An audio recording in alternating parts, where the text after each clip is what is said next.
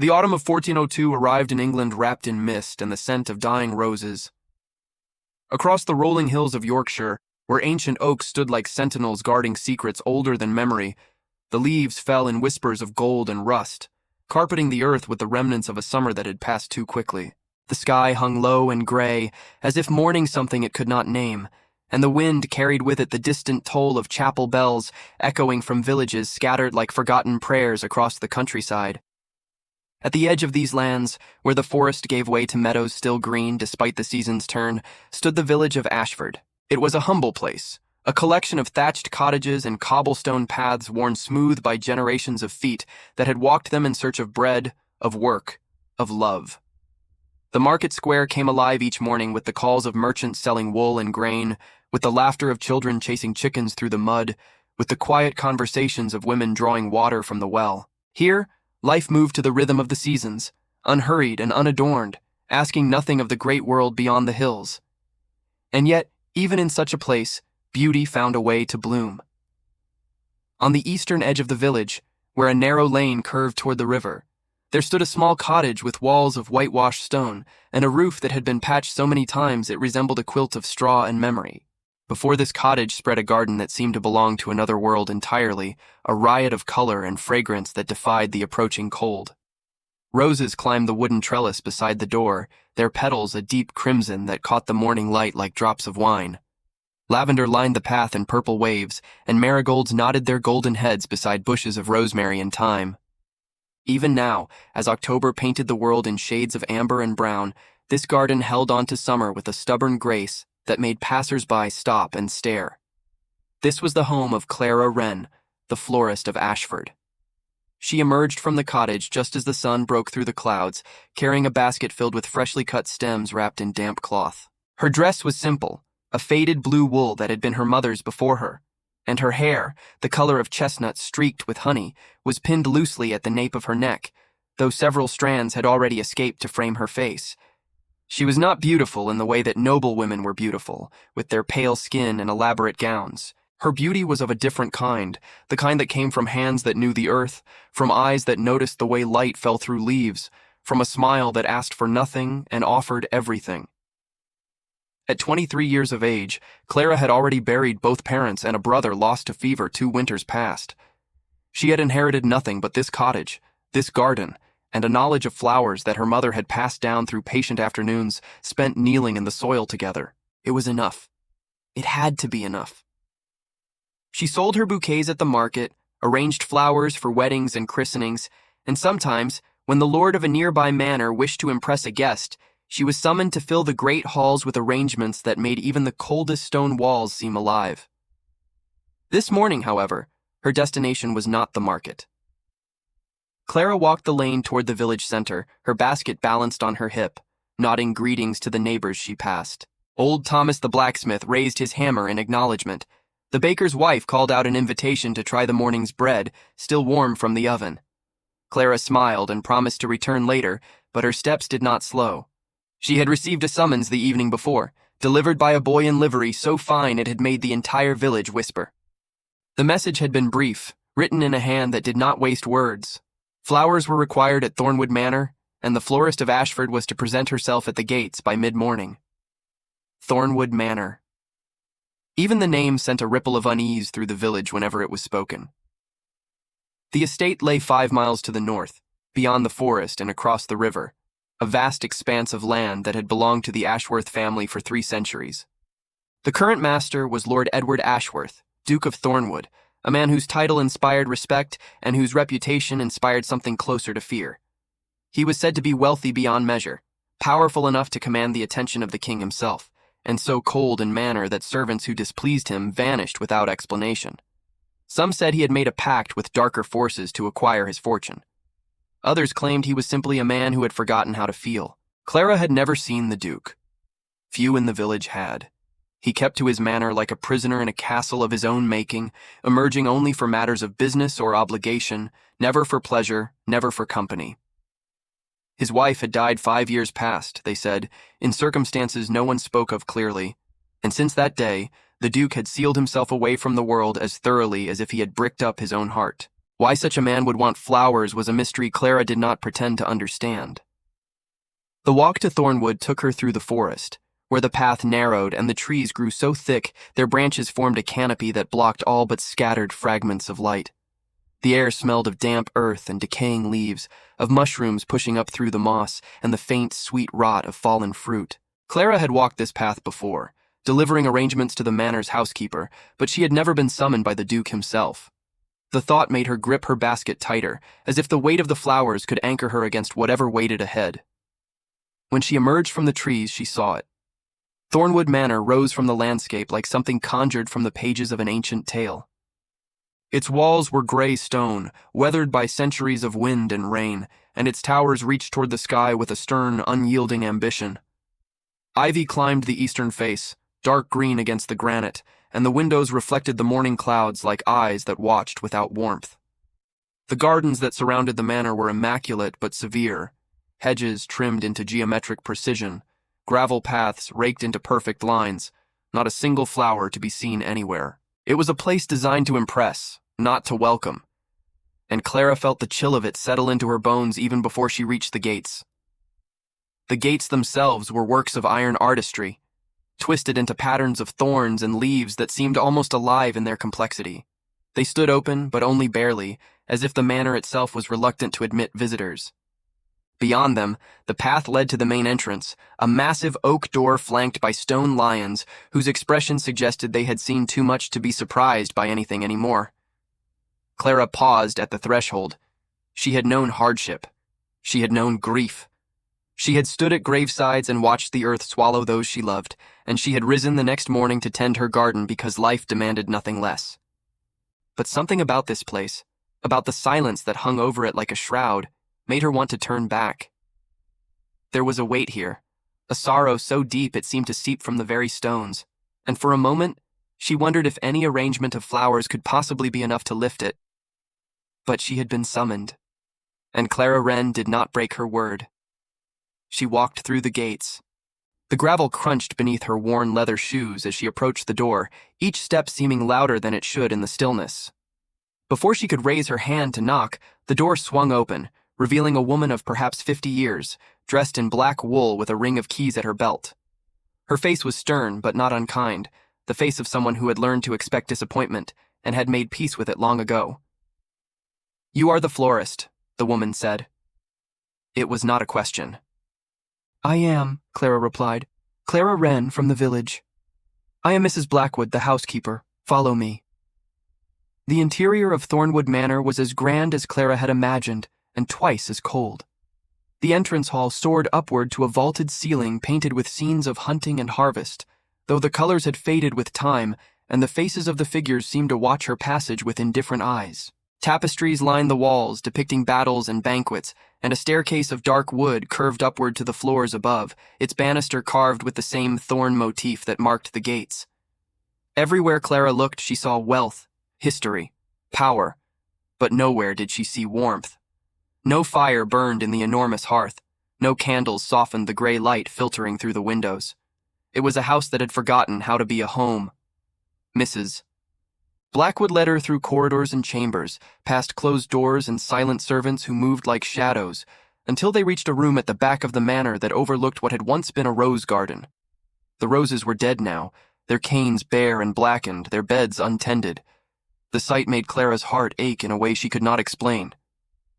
"You will wait here," Mrs. Blackwood said. "His Grace will see you when he is ready." She left before Clara could respond, the click of her heels fading into silence. Clara set her basket on a table by the window and looked out at the ruined garden.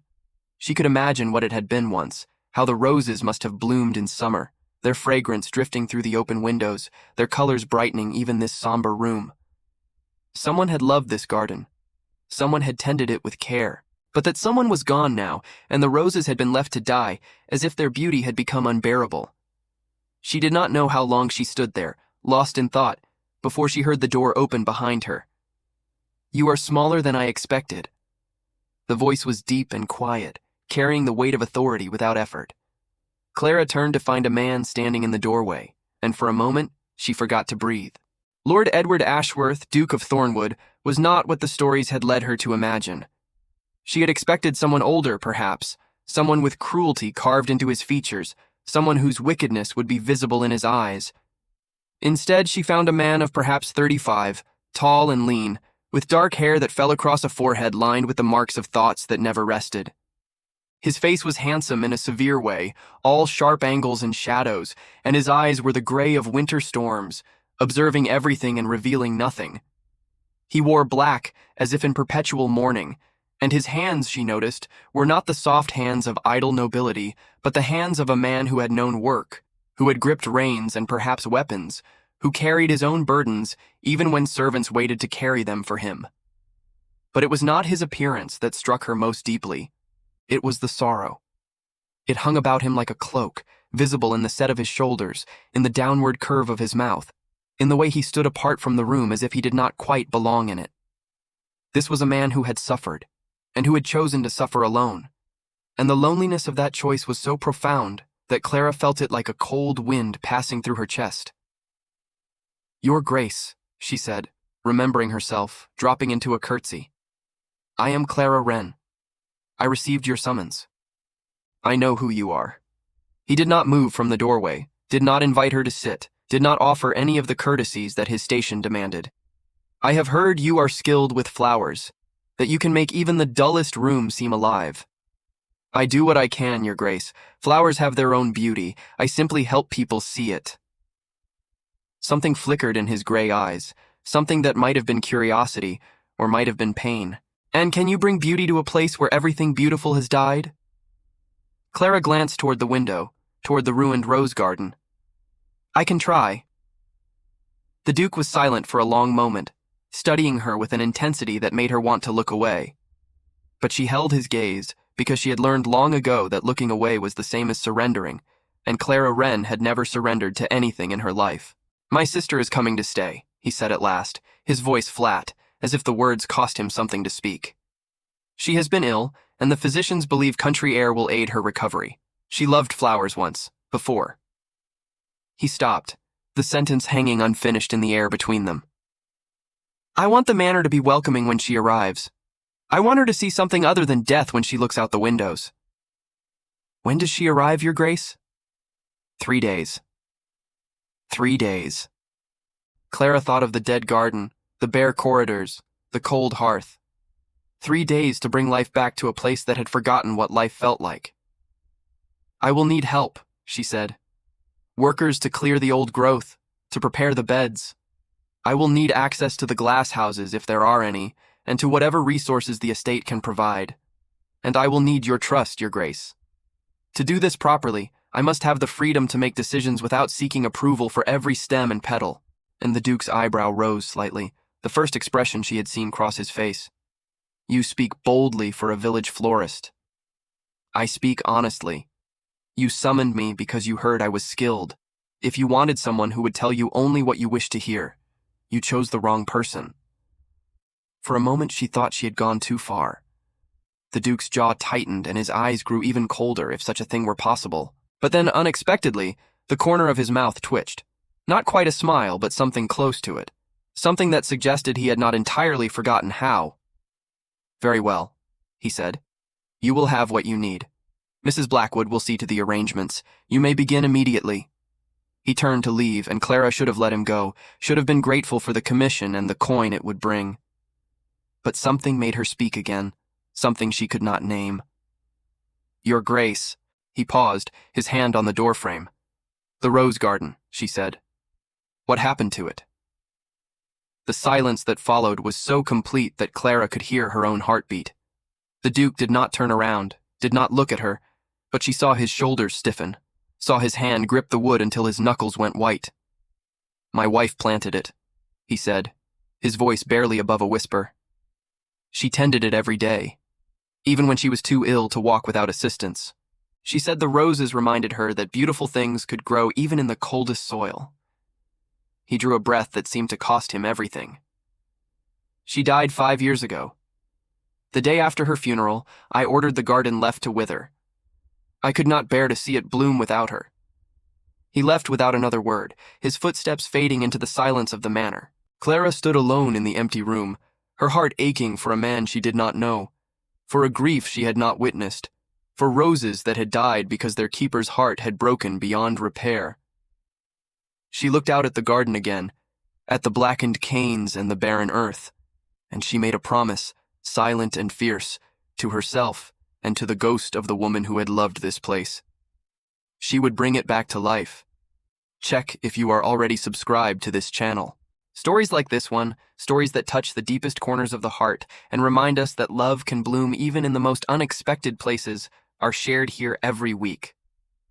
Subscribe now so you never miss a moment of these journeys that stay with you long after the final word is spoken. The work began at dawn the next morning. Clara arrived at Thornwood Manor before the mist had lifted from the river, her cart loaded with tools and seeds, with bundles of dried lavender and pots of ivy that had survived in her small glass house through the turning seasons. The gatekeepers admitted her without question now, Mrs. Blackwood having sent word ahead, and she made her way to the ruined rose garden with the determination of a woman who understood that some battles were fought with trowels and patience rather than swords. The garden was worse than she had realized in the gray light of the previous day. 5 years of neglect had left the beds choked with weeds, the soil compacted and sour, the trellises rotted and leaning at drunken angles. The roses themselves were beyond saving, their roots strangled by years of competition, their canes diseased and brittle. It would not be enough to simply plant new flowers. The entire garden would need to be resurrected from its foundations, rebuilt bed by bed, transformed from a monument to grief into something that could breathe again. Mrs. Blackwood had provided 4 workers from the estate, strong young men who looked at Clara with skepticism until she showed them how to turn the soil without disturbing the drainage channels beneath. By mid-morning, they had cleared the worst of the weeds and begun dismantling the old trellises. By afternoon, the first beds had been prepared with fresh compost brought from the manor's stables, the dark earth rich with the promise of new growth. Throughout the day, Clara felt eyes upon her. She did not need to look up to know who watched from the windows of the manor's upper floors. She caught glimpses of movement behind the glass, a shadow that appeared and disappeared, lingering longest when she knelt in the soil with her hands buried to the wrists, coaxing life from the reluctant earth. The Duke did not come down to speak with her. He did not send word or offer guidance. He simply watched, as if unable to look away, as if the sight of someone caring for his wife's garden was both painful and necessary. Clara understood. She had felt the same way in the weeks after her mother's death, when she could not bear to enter the garden they had tended together, but could not bear to let it fall to ruin either. Grief was a strange creature, she had learned. It did not obey reason or time. It came and went like tides, sometimes gentle, sometimes so overwhelming that the only option was to stand still and wait for it to pass. The Duke had chosen to wall himself away from his pain, to let the garden die so that he would not have to remember how it had bloomed. But pain walled away did not diminish. It only grew stronger in the darkness, feeding on itself until it consumed everything. Perhaps that was why he had summoned her. Perhaps somewhere beneath the ice that encased his heart, he knew it was time to let the light in again. On the second day, Clara began to plant. She started with the hardiest flowers, the ones that could survive the coming winter and emerge in spring with color and fragrance. Hellebores in shades of white and purple, their delicate petals nodding on slender stems. Snowdrops, tiny harbingers of hope that would push through frozen ground when all seemed lost. Winter jasmine, whose yellow blossoms would brighten the coldest months. She worked with care, spacing each plant according to its needs, imagining how the garden would look when the seasons turned and her work bore fruit. It was late afternoon when the Duke appeared. Clara was on her knees beside a newly planted bed of cyclamen, pressing the soil gently around the roots when his shadow fell across her. She looked up to find him standing at the edge of the garden, still dressed in black, his expression unreadable. "You have made progress," he said. "The workers have been helpful." She rose, brushing the dirt from her hands. "The soil is better than I expected. It remembers being loved." Something shifted in his gray eyes, a flicker of emotion quickly suppressed. "My wife would spend hours here. Even in winter, she would come down to check on the beds, to plan what she would plant when spring arrived." He paused, his gaze moving across the garden as if seeing ghosts. "She said flowers were proof that the world wanted to be beautiful, even when everything else suggested otherwise." She sounds wise. She was. The word was barely a whisper. She was everything. Clara waited, sensing that there was more he wanted to say, more that had been locked inside him for 5 long years. The Duke stood rigid, his hands clasped behind his back, his jaw tight with the effort of control. He looked like a man standing at the edge of a cliff, wanting to jump but terrified of the fall. "Your Grace," Clara said gently, "may I speak plainly?" "You seem to do so regardless of permission." "Then I will continue the habit." She took a breath. Grief is not meant to be carried alone. It is too heavy for one pair of shoulders, no matter how strong. Your wife is gone and nothing can change that. But she left this garden behind, and gardens are meant to grow. They are meant to change and bloom and weather storms and bloom again. If you let this place remain dead, you are not honoring her memory. You are burying it. The Duke's face went pale. For a terrible moment, Clara thought he would order her from the estate, would banish her for her presumption. But instead, he simply stood there, his breath coming in shallow pulls, his eyes fixed on the earth where roses had once grown. "You know nothing of what I have lost," he said, his voice rough. "I know what it is to lose everyone you love," Clara replied quietly. "I know what it is to wake each morning and feel the absence like a wound that will not heal. I know the temptation to close yourself off, to build walls so high that nothing can hurt you again. But I also know that walls keep out more than pain. They keep out everything, Your Grace. Everything that makes life worth living." She bent to gather her tools, giving him space to compose himself. When she straightened, he was watching her with an expression she could not decipher, something caught between anger and wonder. "Why did you agree to come here?" he asked. "The village whispers that Thornwood is cursed, that I am cursed. Most would have refused the summons." Clara met his gaze without flinching. "Because flowers grow where they are planted, not where it is safe. And because I thought perhaps the curse might need breaking." She left him standing in the garden, surrounded by the first fragile signs of renewal. The Duke's sister arrived on the 3rd day, just as Clara had finished arranging the last of the indoor displays. Lady Margaret Ashworth was nothing like her brother. Where he was dark and severe, she was fair and delicate, with hair the color of winter wheat and eyes that held the soft blue of a summer sky. She was younger than Clara had expected, perhaps 25, and though her face bore the pallor of recent illness, there was a liveliness in her expression that suggested the sickness had not touched her spirit. Clara was placing a vase of autumn chrysanthemums in the main hall when the carriage rolled through the gates. She watched through the window as the Duke emerged to greet his sister, his posture stiff with the awkwardness of a man unused to displays of affection. But when Lady Margaret descended from the carriage and threw her arms around him, something in his demeanor softened just for a moment before the walls rebuilt themselves. "Edward, you look terrible," Lady Margaret declared, pulling back to study his face. "Have you been eating, sleeping, or have you spent another year haunting this place like a ghost who forgot to die?" "Your concern is noted and ignored," the Duke replied, but there was a hint of warmth in his voice that Clara had not heard before. "Come inside. Mrs. Blackwood has prepared your rooms." As they passed through the hall, Lady Margaret stopped abruptly, her eyes widening at the sight of the flowers that now adorned every surface. Chrysanthemums and late roses, ivy trailing from mantelpieces, arrangements of berries and autumn leaves that made the gray stone walls seem almost welcoming. "Edward," she breathed. "What is this?" "I thought you might appreciate something other than dust and shadows." "But the flowers."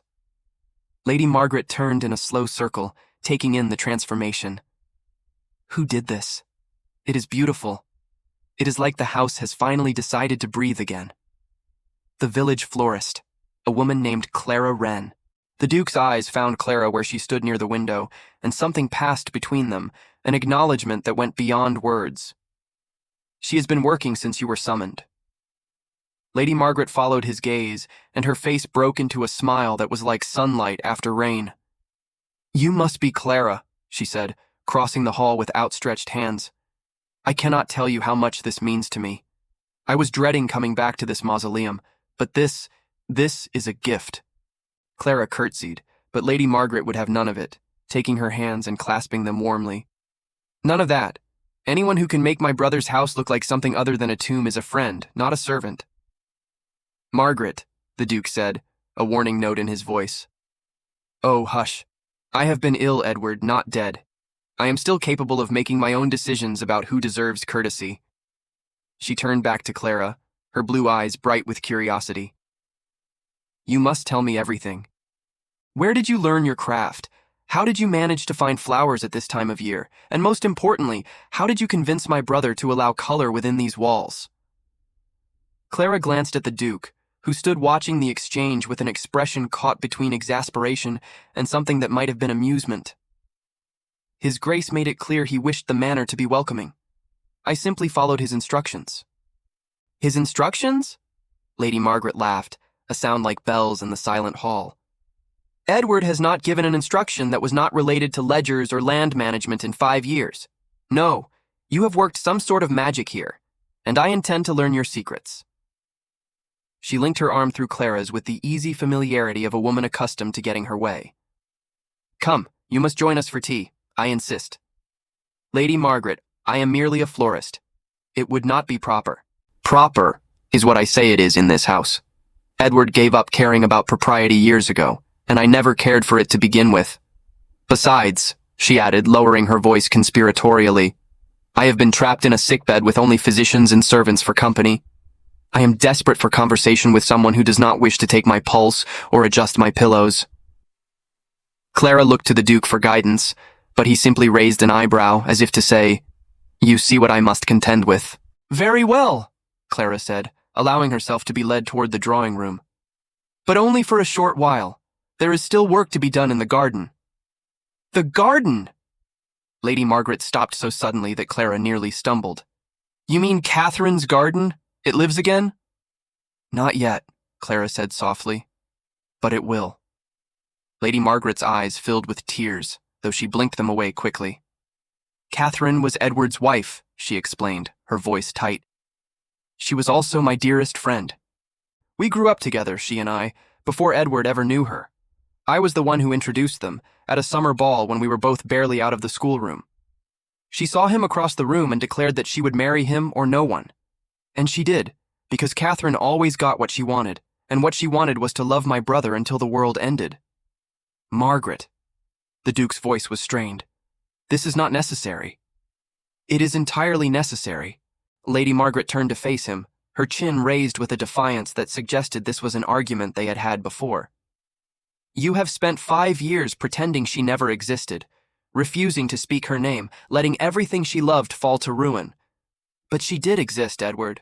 She lived and she loved and she mattered, and erasing her from this house will not bring her back or make the missing hurt any less. The silence that followed was so heavy that Clara felt she could not breathe. The Duke and his sister stared at each other across the hall, grief and love and anger tangled together in the space between them. She would have hated what you have become, Lady Margaret said quietly. The man who laughed at her terrible jokes and danced with her in the rain and promised to fill this house with children and light. Catherine would not recognize you now, and I think that is what grieves me most. She turned and walked toward the drawing room, leaving the Duke standing alone amid the flowers his wife had once loved. Clara hesitated, caught between the impulse to follow Lady Margaret and the need to acknowledge the Duke's pain. She chose the latter, approaching him slowly, as one might approach a wounded animal. Your Grace, she said softly. Do not. His voice was barely controlled. Do not offer comfort or counsel or any of the platitudes people speak to the grieving. I have heard them all, and none of them changed anything. I was not going to. Clara stopped a few feet away, close enough to see the muscle working in his jaw, the brightness in his eyes that he refused to let fall. I was only going to say that she sounds like a remarkable woman, and that loving someone that deeply is not a weakness, no matter how much the loss hurts. It is the bravest thing a heart can do. She left him then, following Lady Margaret to the drawing room, where tea waited and conversations about lighter things could fill the aching silence. But as she walked away, she heard the Duke draw a ragged breath, and she knew, without looking back, that something had begun to crack in the walls around his heart. The days that followed settled into a rhythm that Clara had not expected. She arrived each morning as the sun rose, working in the garden until her hands were raw and her back ached with the labor. The beds were taking shape now, the framework of what would become a tapestry of color and life. She had planted winter-flowering jasmine along the southern wall, where it would catch the weak sunlight and bloom despite the cold. Hellebores bordered the central path, their sturdy leaves promising flowers that would emerge before the snow fully melted. In the corners, she had placed evergreen shrubs that would provide structure and greenery through the barren months, and she had begun training ivy over the new trellises, envisioning how it would cascade down in summer, creating walls of living green. Each afternoon, Lady Margaret appeared in the garden, wrapped in furs against the chill, eager to learn and to help. She proved to be a willing student, delighting in the names of plants and their properties, in the stories Clara told about flowers and their meanings.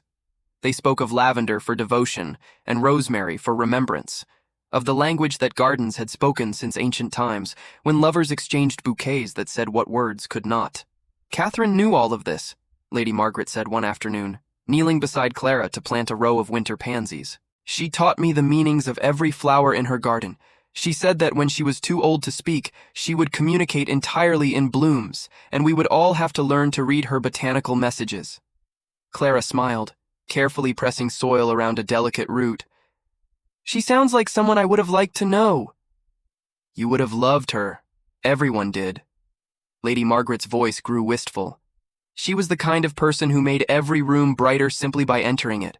She could make my brother laugh, truly laugh, not the polite sound he makes now when courtesy demands it. She had a gift for seeing the best in people, even when they could not see it in themselves. How did she die? Clara asked gently. If it is not too painful to speak of. Lady Margaret was quiet for a long moment, her hands stilling on the soil. Childbirth, she said at last. She and the baby both.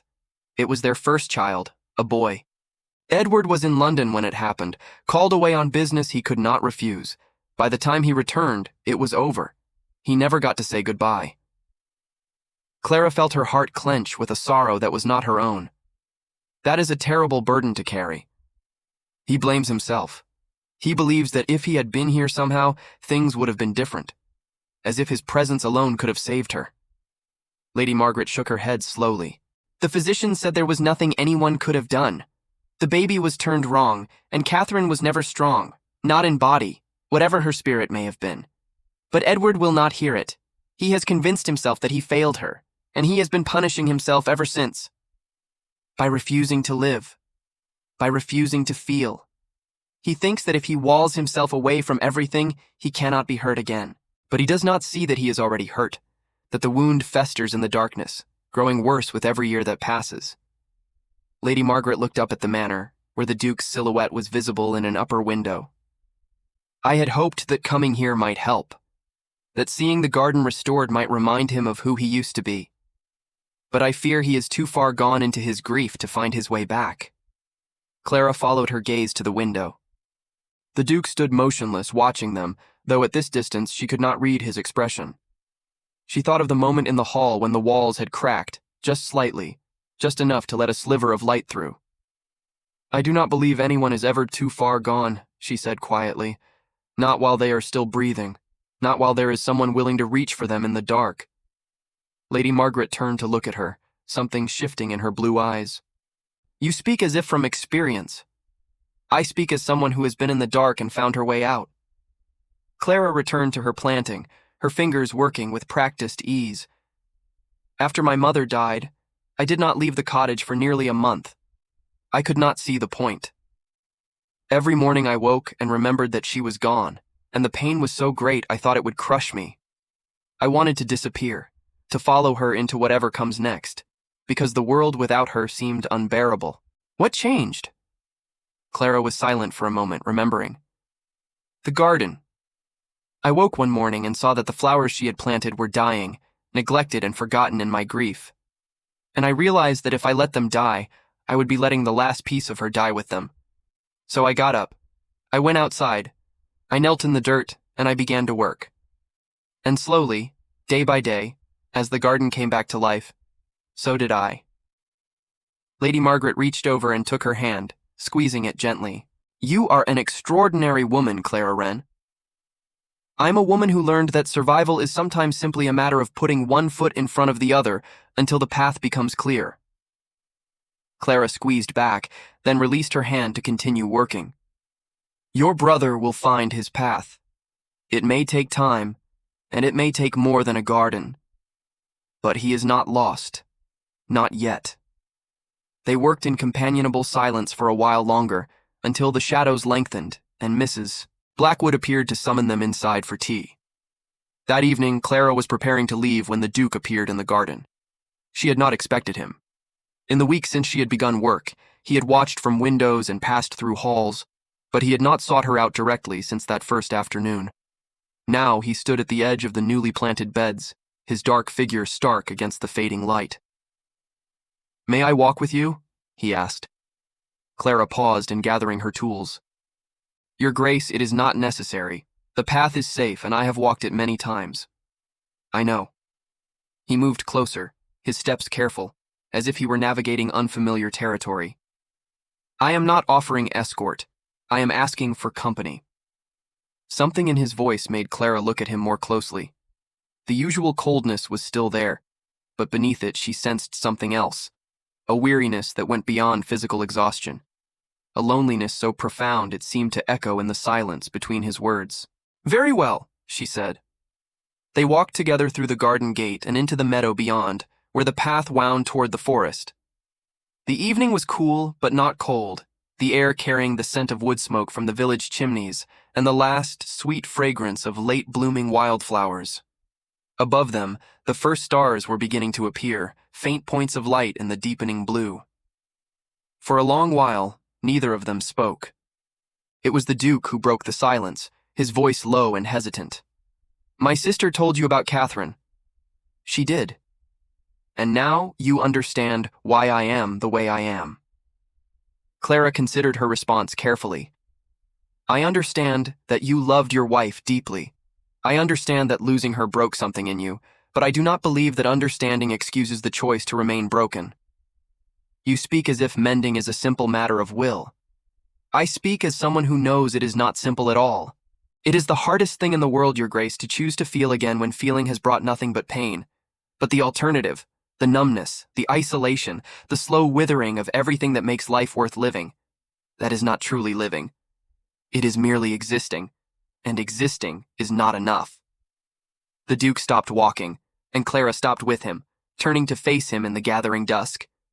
His gray eyes were shadowed, his expression caught between the old coldness and something newer, something fragile. "I do not know how," he said quietly. "I have forgotten." "Then let someone remind you." The words hung between them, heavy with meaning neither quite understood. Clara felt her heart beating faster, felt the strange pull of connection that had been growing since the first moment she had seen him standing in that doorway, a lonely man in a lonely house, surrounded by the ghosts of everything he had lost. "Why do you care?" he asked, and there was no accusation in the question, only genuine bewilderment. "Why does it matter to you whether I heal or spend the rest of my days in darkness?"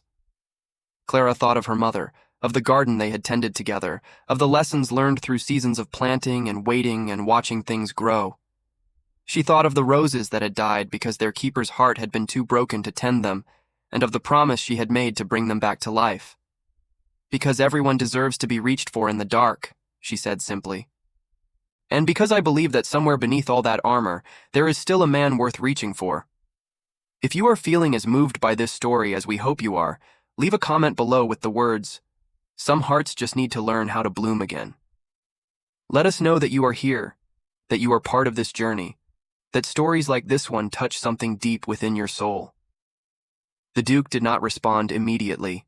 He stood there in the fading light, looking at Clara as if seeing her for the first time, as if something in her words had penetrated the walls he had spent 5 years building. Then, slowly, he nodded. "Tomorrow," he said. "Will you show me what you have planted? I have watched from the windows, but I have not truly seen." "Tomorrow," Clara agreed. "At dawn, if you can manage it." The ghost of a smile crossed his face. "I am not certain I have seen a dawn in years." "Then it is time you did." They parted at the edge of the forest, Clara continuing toward the village, the Duke turning back toward the manor. But as she walked, Clara could feel his eyes following her, and she knew, with a certainty that came from somewhere deeper than thought, that something had shifted between them. Something that had no name yet, but was beginning to grow. True to his word, the Duke appeared in the garden at dawn. Clara had arrived earlier, as was her habit, and was already kneeling beside a bed of newly planted crocuses when she heard his footsteps on the gravel path.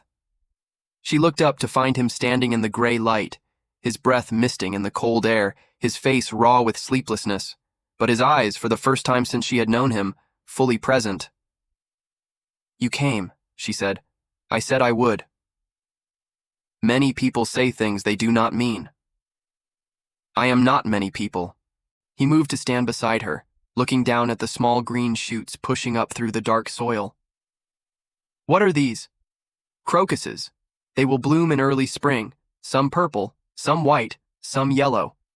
They are the first to emerge after winter, the first sign that the cold is ending and warmth is on its way." Catherine loved crocuses. His voice was soft, remembering. She said they were proof that hope was stubborn. Clara smiled. She was right. They walked through the garden together, Clara explaining each plant, each design decision, each vision she had for how the space would evolve. She showed him where the roses would go, new varieties chosen for their hardiness and their fragrance, planted in the beds that had once held his wife's beloved blooms. She showed him the herb garden she had begun in the corner, the climbing vines she had trained along the walls, the flowering shrubs that would provide color through every season. The Duke listened with an attention that surprised her. He asked questions, not the questions of a man merely being polite, but the questions of someone genuinely trying to understand. He wanted to know why certain plants thrived in certain conditions, why some flowers bloomed in shade while others required full sun, why the soil needed to be prepared differently for roses than for lavender. "You truly love this," he said at last, as they stood beside the central fountain that Clara had uncovered from beneath years of overgrowth. "This is not merely work for you." "It is the closest thing I have to prayer," Clara admitted. "When I am in a garden, I feel connected to something larger than myself. The cycle of seasons, the persistence of life, the way beauty emerges from darkness. It gives me faith that the world, despite everything, is worth believing in." The Duke was quiet for a long moment, his gray eyes fixed on the dry basin of the fountain. "I used to have faith," he said quietly. "In God, in goodness, in the idea that life had meaning beyond simply enduring it. Catherine's death took that from me. I looked for meaning in her loss and found nothing. Only absence. Only silence." "Perhaps meaning is not something to be found," Clara said gently. "Perhaps it is something to be created. We give our lives meaning through the choices we make, the connections we form, the love we allow ourselves to feel. Catherine's death did not make her life meaningless. It made it precious.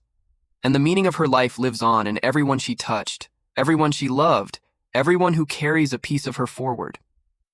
He turned to look at her, and Clara saw something in his eyes that had not been there before, a crack in the ice, a glimmer of warmth struggling to emerge. "You make it sound so simple." "It is not simple at all. It is the hardest thing in the world, but it is possible, Your Grace, if you let it be."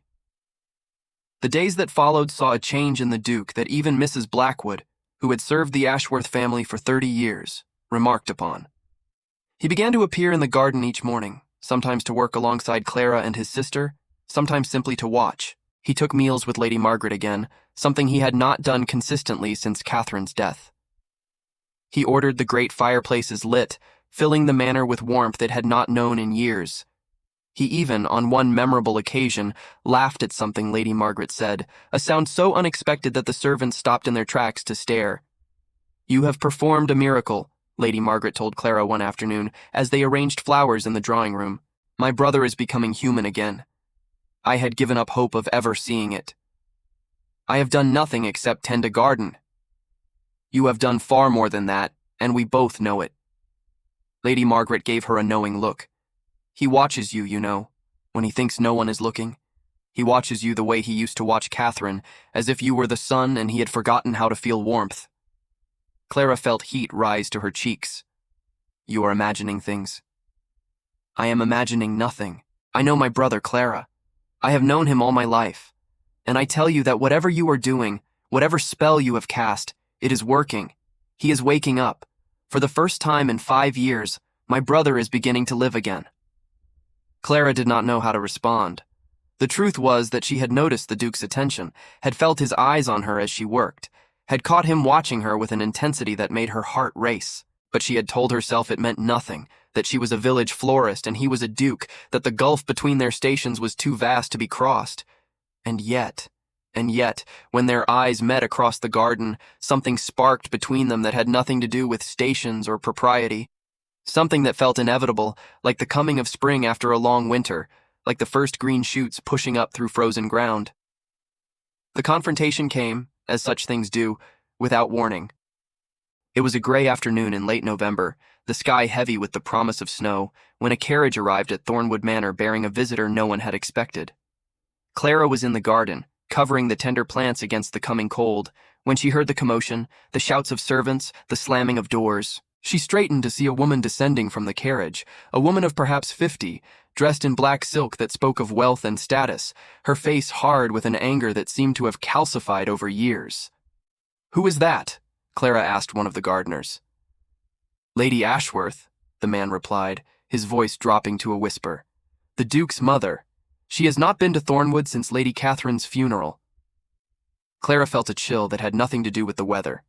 She continued her work, trying to ignore the raised voices she could hear from inside the manor, the sharp tone of the Dowager Lady Ashworth cutting through the stone walls like a blade. But when Mrs. Blackwood appeared in the garden, her face pale, Clara knew something was wrong.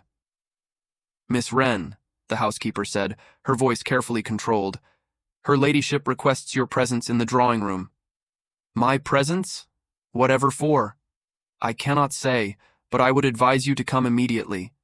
Clara removed her gloves and followed Mrs. Blackwood into the manor, through the corridors she had come to know so well, past the flowers she had arranged with such care.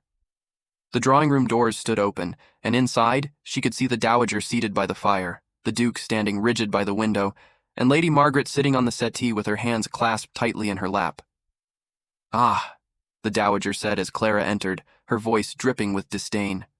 "The florist. Come in, girl. Let me look at you." Clara stepped forward, her spine straight, her chin raised. She had faced hardship and loss and the judgments of those who thought her beneath them. She would not be cowed by this woman, regardless of her title. "You wish to see me, your ladyship?" "I wish to see the woman who has apparently bewitched my son." The Dowager's eyes raked over Clara from head to toe, taking in the simple dress, the work-worn hands, the hair that had escaped its pins. "You are not at all what I expected. I thought at least there might be some beauty to explain his obsession, but you are common as dirt." "Mother," the Duke's voice was sharp, "that is enough. It is not nearly enough. For 5 years I have waited for you to emerge from your mourning, to take your place in society, to marry again and produce the heir this family requires. And now I learn that you have been spending your time with a village tradesman's daughter, letting her roam the grounds as if she were mistress here, neglecting every duty that should command your attention. Clara is a skilled florist whom I hired to restore the garden, nothing more." "Do not insult my intelligence, Edward. I have eyes in this household. I know that you walk with her every evening. I know that you take your meals with her and Margaret. I know that you have ordered her treated as a guest rather than a servant. This has gone far beyond professional engagement, and it must stop." Clara watched the Duke's face, saw the battle raging behind his gray eyes. She saw him glance at her just once, a look filled with something that made her heart ache. Then he turned back to his mother, and she saw the walls beginning to rise again, the old coldness seeping back into his expression. "You are right," he said, and his voice was flat, empty of all the warmth that had begun to return. "It has gone too far. Miss Wren's work here is nearly complete. She will finish the garden and return to the village. That will be the end of it. Edward, no." Lady Margaret rose from her seat, her face flushed with anger. "You cannot let Mother dictate your life. You were finally becoming yourself again." "Yourself?" The Dowager laughed, a cold, brittle sound. "His self is the Duke of Thornwood, not some lovesick fool mooning over a woman who sells flowers at market. There are standards to be maintained, Margaret, positions to be upheld. The Ashworth name will not be dragged through scandal because Edward has forgotten his place." Clara stood in silence, watching the scene unfold, feeling something inside her slowly break. She had known this was impossible. She had known from the beginning that whatever was growing between them could never survive in the light. but she had allowed herself to hope, just a little, that perhaps love could be stronger than circumstance. She had been wrong. "Your Grace," she said, her voice steady despite the trembling in her heart. "I understand. I will complete the garden within the week and take my leave. You need not concern yourself further." She curtsied and turned to go, but the Duke's voice stopped her. "Clara." She paused, but did not turn around. She could not bear to see his face, could not bear to see the walls fully rebuilt, could not bear to watch him retreat into the darkness she had worked so hard to draw him from. "Thank you," he said quietly, "for everything." She walked out without another word. The snow began to fall that night.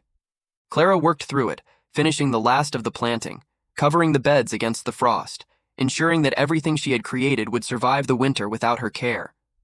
The cold bit at her fingers and her face, but she welcomed the numbness. It matched the emptiness inside her, the hollow place where hope had briefly taken root before being torn away. She did not see the Duke again. She did not see Lady Margaret. She worked alone in the white silence of the garden, watched only by the servants who brought her hot tea and bread she could not taste. On her final day at Thornwood, as she gathered her tools for the last time, she heard footsteps in the snow behind her. Lady Margaret stood at the garden gate, wrapped in furs, her face pale with cold and tears. "You cannot go," Lady Margaret said. "Clara, please. You cannot let her win. Your mother is right about one thing. I am a florist. Your brother is a duke. Whatever I thought might be possible between us was a dream, nothing more. It was not a dream. I saw how he looked at you. I saw how you made him come alive again. That was real, Clara. That was more real than anything I've seen in this house in 5 years. And yet he chose to end it. He chose to protect you. Mother would have made your life unbearable. She would have turned the entire county against you, destroyed your business, made certain you could never sell another flower to anyone of consequence. Edward knew that, and he chose to let you go, rather than see you ruined." Clara felt something crack inside her, a sliver of ice breaking away from her frozen heart. "He did not tell me that. He would not. He is too proud to admit that he was acting out of love rather than duty. But I know my brother. I know what he sacrificed when he let you walk away." Lady Margaret took her hands, her grip fierce despite the cold. "Do not leave like this. Do not let fear determine the ending of your story." "What would you have me do? Storm into the manor and declare my feelings before his mother?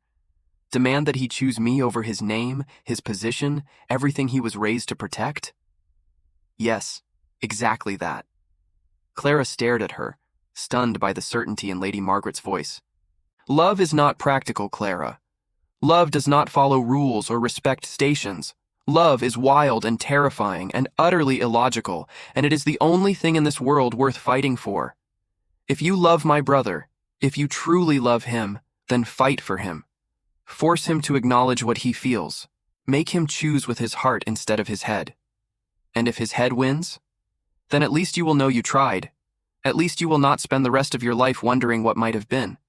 Clara looked at the garden she had created, at the beds covered in snow, at the framework of something beautiful that would bloom in spring whether she was there to see it or not. She had built this place from nothing, had poured her heart into every plant and every stone.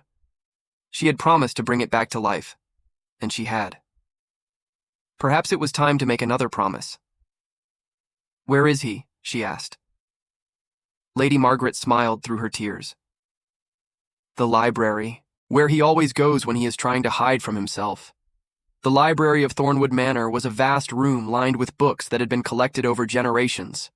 A fire burned in the hearth, casting dancing shadows across the leather spines and the Turkish rugs, filling the air with the scent of wood smoke and old paper. It was a room designed for solitude, for contemplation, for the quiet company of words written by the dead. The Duke sat in a chair by the fire, a book open in his lap that he had not turned a page of in an hour. His eyes were fixed on the flames, seeing nothing, feeling nothing except the cold that had returned to settle in his chest the moment Clara had walked away. He had done the right thing. He had protected her from his mother's wrath, from the scandal that would have destroyed her livelihood, from the cruelty of a society that would never accept her. He had been noble and selfless and exactly the Duke his family expected him to be, and he had never been more miserable in his life. The door opened without a knock, and he looked up, expecting Margaret, expecting another argument about choices and courage and all the things he had never been brave enough to seize. Instead, he saw Clara. She stood in the doorway, still wearing her work clothes, snow melting in her chestnut hair, her cheeks flushed with cold and determination. She looked like something from a dream, like something he had conjured from the depths of his longing, and for a moment, he was not certain she was real. "Your Grace," she said, and her voice was steady, firm, nothing like the submissive tone she had used in the drawing room. "Clara." He rose from his chair, the book falling unheeded to the floor. "What are you doing here? You should be gone. My mother—" "Your mother is not the one I came to see." She stepped into the room, closing the door behind her, and the sound of it clicking shut seemed to echo in the silence like a declaration. "I came to tell you something," she continued, moving toward him with a purpose that made his heart race. "I came to tell you that you are a coward." The words struck him like a blow. "I beg your pardon?" "You heard me. A coward. You have spent 5 years hiding from pain, and when happiness finally found you, you hid from that too. You let your mother dictate your choices because it was easier than fighting for what you wanted. You let me walk away because you were afraid of feeling again, afraid of losing again, afraid of living.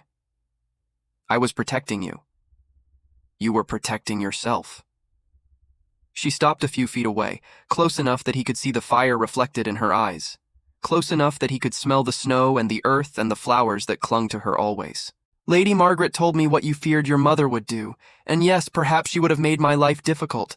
Perhaps she would have turned people against me, but that was my risk to take, not yours. You do not get to decide for me what I am willing to sacrifice." "Clara, I am not finished." She raised her chin, meeting his gaze with a ferocity that made him forget to breathe. "I am a village florist. I have nothing to offer you except my heart and my hands, and a stubbornness that has gotten me through every hardship life has thrown at me. I cannot give you wealth or status or the approval of society. But I can give you something your mother never could, something all her scheming and manipulation will never provide. I can give you love, Your Grace. Real, honest, stubborn love that will not give up on you, no matter how hard you try to push it away." The Duke stood frozen, her words washing over him like water over a man dying of thirst. He had built his walls so high, had fortified them so carefully, and now this woman, this extraordinary woman with dirt under her fingernails and courage blazing in her eyes, was tearing them down with nothing but truth. "Say something," Clara demanded, and her voice cracked just slightly, betraying the fear beneath her bravery. "Tell me I am a fool. Tell me to leave and never return. Or tell me that somewhere beneath all that armor, there is still a man who wants to feel again. But say something, Edward. Please." It was his name that undid him. Not Your Grace, not the title that had become a prison, but his name, spoken with all the hope and fear and love that she had been carrying since the first day she walked through his gates. "I watched you," he said, and his voice was rough with 5 years of unshed tears. "Every morning I watched you work in the garden, and I told myself it meant nothing. I told myself you were just a florist, just a service I had hired, just a temporary presence that would leave and be forgotten. But you were not temporary, Clara. You were the first thing that made me feel alive since Catherine died, and that terrified me more than anything." He moved toward her, closing the distance between them until he could see the tears gathering in her eyes, until he could feel the warmth of her breath. "I loved my wife," he continued. "I loved her with everything I had, and when she died, I thought I would never feel that way again. I thought my heart had been buried with her, that there was nothing left to give. But then you came, with your flowers and your honesty and your infuriating habit of saying exactly what needed to be said, and I realized that my heart was not dead. It was sleeping, and you woke it up. Edward," she whispered his name like a prayer, "I cannot promise you ease. My mother will never accept you. Society will never approve. There will be whispers and scandals and difficulties I cannot even imagine. But if you are willing to face them, if you are willing to fight for something as impractical and terrifying as love, then I am willing to fight beside you." He reached for her hand, the hand that had brought his garden back to life, the hand that had reached for him in the darkness. "Stay," he said. "Not as a florist, not as a guest. Stay as something more. Stay as someone I can love, openly and honestly, for as long as we both have breath." Clara looked at their joined hands, at the contrast between his fine clothes and her work-worn fingers. She thought of everything that stood between them, every obstacle, every objection, every reason this should be impossible. And then she thought of the crocuses she had planted, pushing up through frozen ground because hope was stubborn and life was stronger than fear. "Yes," she said, "I will stay." When he kissed her, the fire crackled, and the snow fell outside the windows, and somewhere, in a garden that had been dead and was now waiting to bloom, the first promise of spring began to stir beneath the frozen earth. The scandal was everything the Dowager Lady Ashworth had predicted, and more. Within days, the news had spread across the county and beyond, carried by servants' whispers and merchants' gossip, and the eager pens of those who made their living trading in other people's misfortunes. The Duke of Thornwood, one of the most eligible men in England, had declared his intention to marry a common florist. The ton was outraged. Society was scandalized. Invitations that had been extended were hastily withdrawn, and doors that had once opened at the Ashworth name slammed shut with resounding finality. The Dowager herself left Thornwood in a fury, swearing that she would never return as long as that woman remained under her son's roof. She retreated to her dower house in Kent and sent letters to every person of consequence she knew, detailing her son's disgrace and her own mortification. Many believed her. Many were eager to believe, because there was nothing society loved more than the fall of someone who had once stood above them. But not everyone closed their doors. Lord Pemberton, a neighboring landowner who had known Edward since childhood, arrived at Thornwood a week after the announcement with his wife on his arm and a cask of the finest wine his cellars possessed. He shook Edward's hand, kissed Clara's with courtly grace, and declared that any woman who could make the Duke smile again was welcome at his table until the end of time. The vicar of Ashford, who had baptized Edward and buried Catherine, and witnessed every triumph and tragedy of the Ashworth family for 30 years, came to the manor to offer his blessing. He spoke of love that transcended station, of God's hand in unexpected meetings, of the grace that could transform even the darkest grief into something beautiful. And the villagers, the people Clara had lived among her entire life, rallied around her with a loyalty that brought tears to her eyes. They had known her mother and her grandmother. They had bought her flowers and attended her family's funerals and watched her struggle and survive. She was one of their own, and they would not abandon her to the cruelty of those who thought birth determined worth. The wedding was held in the village church on a morning in early spring, when the first crocuses were blooming in the manor's garden and the air smelled of earth and renewal. Clara wore a dress of ivory wool, simple and elegant, with a crown of snowdrops woven into her hair. Edward stood at the altar in his finest clothes, but it was his eyes that drew every gaze, eyes that had been gray as winter storms and now shone with a warmth that seemed impossible in a man who had been frozen for so long. Lady Margaret stood as Clara's witness, weeping openly, declaring to anyone who would listen that this was the happiest day of her life, that her brother had been returned to her, that love had conquered where everything else had failed. The ceremony was brief, the words ancient and sacred, binding two lives together with promises that had survived centuries. When the vicar pronounced them husband and wife, Edward kissed his bride with a tenderness that made even the most skeptical observers wipe their eyes. They walked out of the church into the spring sunshine, past the villagers who had gathered to wish them well, past the children throwing flower petals, and the women calling blessings, and the men raising their caps in respect. They walked through the village square where Clara had sold her bouquets, past the lane that led to the cottage where she had been born, toward the carriage that would take them home. Home. Thornwood Manor, which had been a tomb, and was now, at last, becoming a house that breathed. The garden bloomed that spring more beautifully than anyone could remember. The roses that Clara had planted, new varieties chosen for their hardiness and their fragrance, unfurled in shades of pink and white and deepest crimson. The lavender sent purple waves across the beds, and the jasmine climbed the walls in cascades of yellow stars. The fountain that Clara had uncovered ran again, its water catching the light like scattered diamonds, and stone benches invited visitors to sit and breathe in the perfumed air. Edward walked these paths every morning now, not watching from windows but present in the garden his wife had resurrected. He learned the names of flowers, learned the rhythms of planting and pruning, learned to sink his hands into the earth and feel the life stirring beneath. It was Clara who taught him, patient as she had always been, showing him that growth required both effort and surrender, that some things could not be rushed, that beauty emerged from darkness only when given time and care. They spent their evenings in the library, reading aloud to each other while the fire crackled, and the dogs that Clara had adopted sprawled at their feet. They spoke of everything and nothing, of books and gardens and the gossip from the village, of plans for the estate and dreams for the future.